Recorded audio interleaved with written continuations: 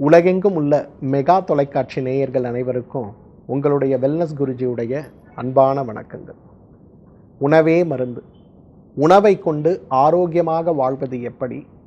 உணவில் நாம் சேர்க்கக்கூடிய காய்கறிகளோ கீரைகளோ பழங்களோ ஏன் சமைத்த உணவுகளோ கூட எவ்வாறு நம்முடைய ஆரோக்கியத்தை மேம்படுத்துகிறது அப்படிங்கிறது தான் இந்த நிகழ்ச்சியில் நம்ம பார்த்து கொண்டிருக்கிறோம். அந்த வகையில் சென்ற நிகழ்ச்சியில் கணையத்தை பாதுகாக்க என்ன உணவுகள் சாப்பிடணும்னு பார்த்தோம். இந்த நிகழ்ச்சியில் கணையத்தை பாதுகாக்க என்ன பழங்கள் சாப்பிடலாம் அப்படிங்கிறத நம்ம பார்ப்போம். ஆயுர்வேதத்துடைய 7 அடிப்படை தூண்கள்: உணவு, நீர், காற்று, உடல் சுத்தி, மனோசுத்தி, ஆத்ம சுத்தி மற்றும் அபியாசம் மற்றும் தூக்கம். இந்த 7+1 8 விஷயங்களை நம்ம செய்யும்போது உடல் ஆரோக்கியம் மேம்படுவது எப்படி, உடல் ஆரோக்கியத்தின் மூலமாக எவ்வாறு நாம் நீண்ட ஆரோக்கியமான மகிழ்ச்சியான வாழ்க்கையை வாழ முடியும் அப்படிங்கிறது தான் ஆயுர்வேத மருத்துவம் நமக்கு விளக்கமாக சொல்வதை பார்க்கிறோம். இதில் உணவு அப்படிங்கிற விஷயத்தை தான் முதல்ல நம்ம எடுத்து பேசிகிட்டு இருக்கோம். அந்த வகையில் முதல்ல கணையத்தை பாதுகாக்கக்கூடிய மிக முக்கியமான உணவுகளில் ஒன்று பேரீச்சை. பொதுவாக பேரீச்சை அப்படிங்கிறது இனிப்பு சுவை இருக்கக்கூடிய ஒரு பழமாக பார்க்கப்பட்டாலும் கூட பேரீச்சை இரத்தத்தில் இருக்கக்கூடிய இரும்பு சத்துக்களுடைய அளவையும் நம்முடைய மண்ணீரல்னு சொல்லக்கூடிய உறுப்புகளுடைய செயல்பாட்டையும் உடலில் இருக்கக்கூடிய லிம்ஃபாட்டிக் சிஸ்டம்னு சொல்லக்கூடிய நிணநீர் மண்டலத்துடைய ஆரோக்கியத்தையும் இறந்து போன சிகப்பணுக்கள் மண்ணீரலுக்குள் வந்து அந்த சிகப்பணலில் இருக்கக்கூடிய அந்த கழிவாக இருக்கக்கூடிய பொருட்கள் வெளியேற்றப்பட்டு அந்த இரும்பு சத்து மீண்டும் உடலுக்குள் உறிஞ்சப்படுவதை உறுதி செய்யக்கூடிய ஒரு ஆரோக்கிய நிகழ்வையும் நிகழ்த்துகின்ற ஒரு மாமருந்து தான் பேரீச்சை. நம்மளாம் நினைக்கிறோம் பேரீச்சை சாப்பிட்டால் இரத்த உற்பத்தி அதிகரிக்கும்னு. கிடையாது. பேரீச்சை சாப்பிட்டால் இரத்த மண்டலத்துடைய திசுக்களுடைய ஆரம்பம் முதல் முடிவு வரை இருக்கக்கூடிய வாழ்நாளும் அந்த வாழ்நாளில் அந்த அணுக்கள் முழுமையாக செய்யக்கூடிய வேலையுடைய திறனும் மாற்றப்படுவதை நம்ம பார்க்கிறோம். அதனால தான் பேரீச்சையை மிகப்பெரிய அருமருந்தாக உலகமே கொண்டாடுவதை பார்க்கிறோம். இன்றைக்கு ஒரு நாளைக்கு குறைந்தது 2 பேரீச்சையை குழந்தைகளுக்கு உணவாக கொடுக்கின்ற ஒரு மாற்றத்தை மட்டும் நம்ம செஞ்சு பார்த்தாலே இன்றைக்கு அவங்க உடம்புல அவ்வளவு பெரிய மாற்றம் ஏற்பட்டு விடுவதை பார்க்க முடியும். அந்த அளவுக்கு பேரீச்சை ஒரு மிகச்சிறந்த ஒரு கணைய பாதுகாப்பு உணவுன்னு நம்ம சொல்லலாம். மாதுளை பழத்துடைய அந்த குணத்தை பற்றி நிறைய நம்ம பார்த்துருக்கோம். நிறைய ஆன்டி ஆக்சிடென்ட்ஸ் இருக்குது. இரத்த குழாய்களுடைய சுருக்கங்களை நீக்க உதவுகிறது. இரத்த குழாய்களில் இருக்கக்கூடிய காயங்களை ஆற்ற உதவுகிறது. இரத்த ஆற்றலையும் அணுக்களையும் மேம்படுத்த உதவுகிறது. நிறைய விஷயங்களை நாம் பார்த்தாலும் கூட இன்றைக்கு மாதுளை பழத்துடைய உண்மையான குணம் என்னன்னா, அணுக்களுக்கு தேவையான சத்தை வழங்கக்கூடிய கணைய ஆரோக்கியத்தை மேம்படுத்த மாதுளையை விட சிறப்பான ஒரு பழம் இருக்குமா அப்படிங்கிறது கேள்விக்குறிதான். ஏன்னா நிறைய இடங்களில் நாம் பார்க்கும்போது மாதுளை அப்படிங்கிறது இரத்த உற்பத்திக்காக கொடுக்கக்கூடிய ஒரு உணவாக இருந்தாலுமே மாதுளை நேரடியாக கணைய ஆரோக்கியத்தை மேம்படுத்தக்கூடிய மிகச்சிறந்த பழங்களில் ஒன்று. இப்போவே நம்ம குழந்தைகளுக்கு தினசரி ஒரு மாதுளை பழங்களை சாராக இல்லாமல் பழங்களாக கொடுக்கக்கூடிய ஒரு வழக்கத்தை மட்டும் செய்து பாருங்களேன். அவ்வளவு அழகாக அவர்களுடைய ஆரோக்கியம் மேம்படும். அதே நேரத்தில் சர்க்கரை நோய் வருவதற்கோ இன்சுலின் சார்ந்த சுரப்புகளில் தேவையற்ற ரெசிஸ்டன்ஸ் ஏற்படுவதற்கோ அதே போல கணைய ஆரோக்கியம் சார்ந்த நோய்கள் வருவதற்கான வாய்ப்புகளும் மாறுபடுவதை நாம் பார்க்க முடியும். அந்த அளவுக்கு கணைய ஆரோக்கியம் வேண்டும். குழந்தைகள் ஆரோக்கியமாக இருக்கணும். சார், எனக்கு ஃபஸ்ட்டு ப்ரெக்னன்சிலேயே சர்க்கரை வந்துருச்சு, என்னோட பெண் குழந்தை இருக்கா, அவளுக்கு அந்த மாதிரி ஜெனட்டிக்காக வரக்கூடாதுன்னு நினைக்கக்கூடிய ஒவ்வொரு தாயும் இன்றைக்கு குழந்தைக்கு நிச்சயமாக ஒரு அரை மாதுளை பழத்தையாவது உணவில் சேர்க்க முடியுமான்னு பார்க்கணும். நாங்கள்லாம் குழந்தைகளாக இருக்கும்போது எங்கள் வீட்டில் தயிர் சாதம் தினசரி சாப்பிடும்போது, மோர் சாதம் சாப்பிடும்போதெல்லாம் ஒரு கைப்பிடி மாதுளை முத்துக்களை இட்டு சாப்பிடக்கூடிய ஒரு வழக்கத்தை வைத்திருக்கிறத பார்க்கணும். அந்த அளவுக்கு மாதுளை மிகச்சிறந்த அளவு கணையத்திற்கான ஒரு அருமருந்துன்னு சொல்லலாம். வாழை, பொதுவாக சர்க்கரை நோய் இருப்பவர்கள் வாழை சாப்பிடக்கூடாது அப்படிங்கிறது நிரூபிக்கப்பட்ட உண்மை. ஆனால் சர்க்கரை நோய் வராமல் இருப்பதற்கே வாழை ஒரு மிகச்சிறந்த உணவு அப்படிங்கிறது நம்ம எத்தனை பேருக்கு தெரியும்?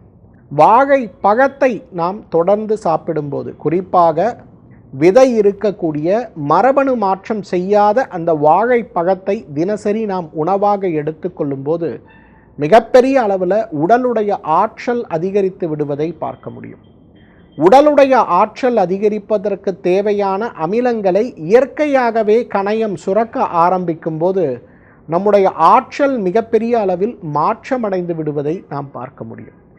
கணைய ஆற்றல், கணைய ஆரோக்கியத்திற்கு வாழை ஒரு மிகச்சிறந்த உணவுன்னு சொல்லலாம்.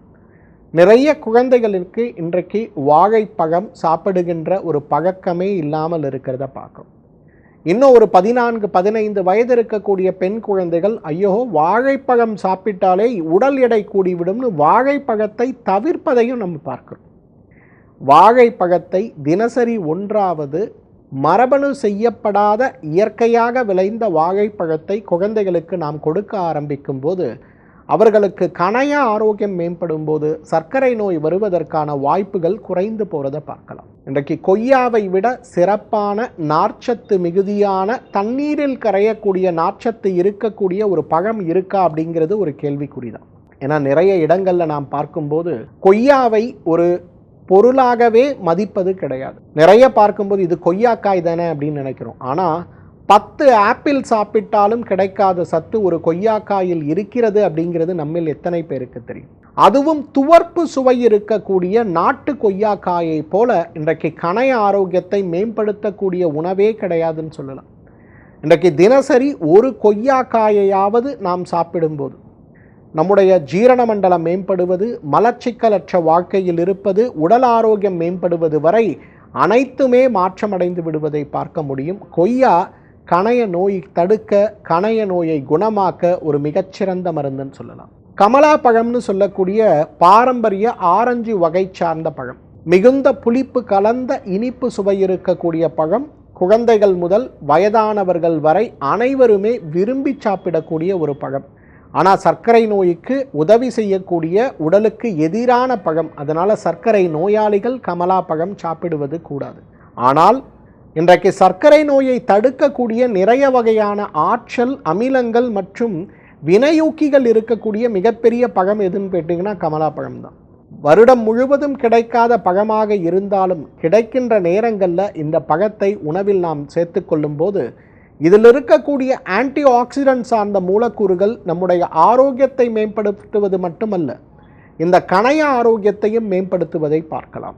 திராட்சை பழம் உலகத்திலேயே மிக அதிகமான அளவு ஆன்டி ஆக்சிடென்ட் கொண்டிருக்கக்கூடிய, நேரடியாக மறைமுகமாக புற்றுநோயை கூட தடுத்து சில வகையான புற்றுநோயை குணமாக்கக்கூடிய சக்தி இருக்கக்கூடிய, குறிப்பாக கணையத்தில் வேலை செய்து புற்றுநோயை மாற்றக்கூடிய மிகப்பெரிய அருமருந்துகளில் ஒன்று எதுன்னு பார்த்தீங்கன்னா திராட்சை தான். இன்றைக்கு திராட்சையை உணவாக சாப்பிடுகின்ற ஒரு வழக்கத்தை நாம் வைத்து கொள்ளும்போது நம்முடைய ஆற்றல் அதிகரிப்பது மட்டுமல்ல, நம்முடைய ஆரோக்கியமும் அதிகரிப்பதை பார்க்கிறோம். இன்றைக்கு நமக்கு நேரடியாக ஃப்ரெஷ் கிரேப்ஸ் கிடைக்காத ஒரு சூழல் இருக்கும்போது உலர்ந்த திராட்சையாவது உணவாக பயன்படுத்த முடியுமா அப்படிங்கிறத நம்ம பார்க்கிறோம். நம்ம குழந்தைகள் காலை நேரங்களில் வேகமாக கல்லூரிக்கும் பள்ளிக்கும் ஓடும்போது முடிந்த அளவுக்கு அவர்களுக்கு உணவு கொடுக்க நாம் முயற்சி செய்தாலும் குழந்தைகளுடைய அவசர கதியில் பெரும்பாலும் உணவில் கவனம் எடுக்காத ஒரு சூழல் இருக்கிறத பார்க்கணும்.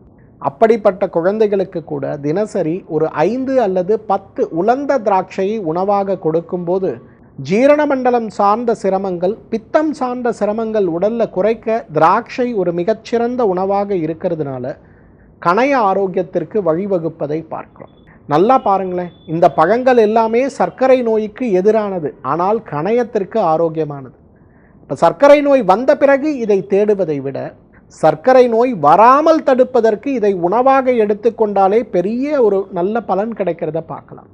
கோடைக்காலம் வந்தாலே நமக்கு கிடைக்கக்கூடிய பழமாக மாம்பழம் இருக்கிறத பார்க்கணும். மாம்பழம் சாப்பிட்டாலே சர்க்கரை அதிகமாகிவிடுங்கிற பயம் நம்மில் நிறைய பேருக்கு உண்டு.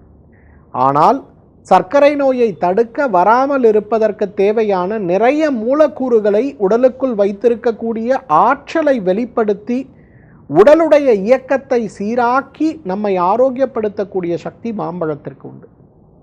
பொதுவாக மாம்பழத்தை பொறுத்தவரையிலும் கோடை காலத்தில் அது கிடைக்கின்ற காலங்களில் கோடையுடைய தாக்கத்தின் காரணமாக பசியின்மையும் ருசியின்மையும், ஏதேனும் ஒரு பொருள் சாப்பிட்டால் தாக சாந்தி கிடைக்குமாங்கிற ஒரு ஆவலும் நம் மனதில் இருக்கும்.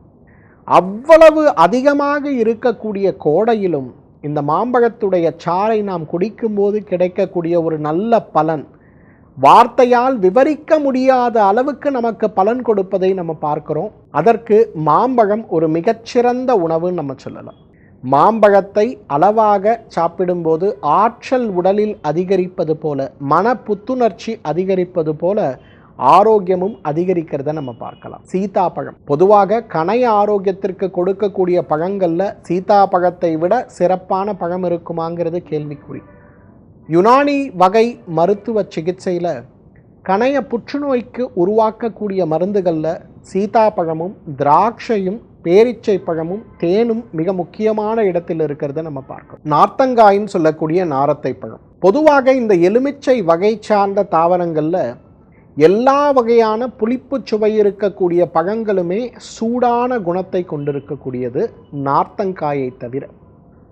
பொதுவாக நார்த்தங்காய்க்கு ஜம்பீரம்னு பேர். ஈரல் சார்ந்த, கணையம் சார்ந்த, பித்தப்பை சார்ந்த, வயிறு புண் சார்ந்த, சிறுகுடல் புண் சார்ந்த, எச் பைலோரின்னு ஒரு இன்ஃபெக்ஷன் எனக்கு சொல்லுவோம். அப்படியே அமிலங்கள் அதிகமாகி வயிறு புண் வலி எடுத்து நம்மை கொல்லும். இந்த நோய்களை குறைக்கக்கூடிய சக்தி இந்த நாரத்தை காய்க்கு இருக்கிறத நம்ம பார்க்கிறோம். அத்திப்பழம் இன்றைக்கு மிகப்பெரிய அளவு ஆரோக்கியத்தை மீட்டெடுத்து, அது மட்டும் கிடையாது, இன்றைக்கு கணைய ஆரோக்கியத்திற்கு சர்க்கரை குறைக்க உதவி செய்யக்கூடிய மிகப்பெரிய பழங்களில் அத்திப்பழம் ஒன்றாக இருக்கிறத பார்க்கணும். இந்த பழங்களை பற்றிலாம் நம்ம பார்த்தோம்னா பேரிச்சையிலிருந்து, மாதுளையிலிருந்து, வாழையிலிருந்து, கொய்யா, கமலாப்பழம், திராட்சை, மாம்பழம், சீத்தாப்பழம், நாரத்தை பழம் மற்றும் அத்திப்பழம், இந்த 10 பழங்களுமே பார்த்திங்கன்னா நமக்கு சுலபமாக கிடைக்கக்கூடிய ஒன்று தான். ஒரு சர்க்கரை நோய் வந்த பிறகு நோய்க்கான சிகிச்சையை தேடுவதை விட, ஒரு கணைய நோய் வந்த பிறகு கணையத்திற்கான சிகிச்சையை தேடுவதை விட, வராமல் தடுப்பதற்கு நாம் எடுக்க வேண்டிய முயற்சியாக இந்த பழங்களை நம்மால் சாப்பிட முடியுமேயானால் நம்முடைய ஆரோக்கியம் மிகப்பெரிய அளவில் மேம்படுவது மட்டுமல்ல, இன்றைக்கு கணையம் சார்ந்த நோய்களற்ற, சர்க்கரை நோயற்ற ஒரு ஆரோக்கியமான வாழ்க்கையை நம்மால் வாழ முடியும். அடுத்த நிகழ்ச்சியில் இன்றைக்கு கணையத்தை பலப்படுத்தக்கூடிய சிறந்த மூலிகைகள் என்ன அப்படிங்கிறதை பற்றி நாம் பார்ப்போம். மீண்டும் மற்றும் ஒரு ஆரோக்கிய குறிப்போடு உங்களை சந்திக்கிறேன். அதுவரை உங்களிடமிருந்து விடைபெறுவது உங்களுடைய வெல்னஸ் குருஜி.